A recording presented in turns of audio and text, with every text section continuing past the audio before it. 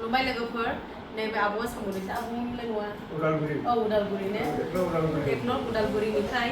ओमफ्राय आब'आ प्रस्टेटनि मुलि लांदोंमोन आरोना आब'आ माबायदि मोनोमोन सिगां ओमफ्राय दा माबायदि मोनो एसे खिथाहरदो माने आब'आ मोजां जाबायना खोन्थाफैदों नालाय माने मुलिया जानानैहाय माबायदि मोनो आब' एसे खिथाहरदो आंथ' गोबावसो बेमार जानानै बेनिफ्राय आबैनि मुलि लानानै आङो बहुद मोजां मोनबाय आङो मा मा सायगोन उदैबो सायोमोन बेराफारसे सायोमोन हासुदैबो बारा खेला जायामोन प्रस्टेट प्रब्लेमनि मुलि लांदोंमोन आरोना आब'ना ओमफ्राय माखासे प्रब्लेम दंबावोमोन ओमफ्राय रिपर्टखौ लाबोफाखिसै आब'निया रिपर्टखौ लाबोफानाय जायासै ओमफ्राय दा मोजां मोनदों आरोना आब'ने हासुनायफ्रा क्लियार जाबाय बेसे गोबावसो बिदि मोननाया अनेक मुलि जाबोबायमोन आङो औ हामनायखौ मोनाखै आं दमायाव थायो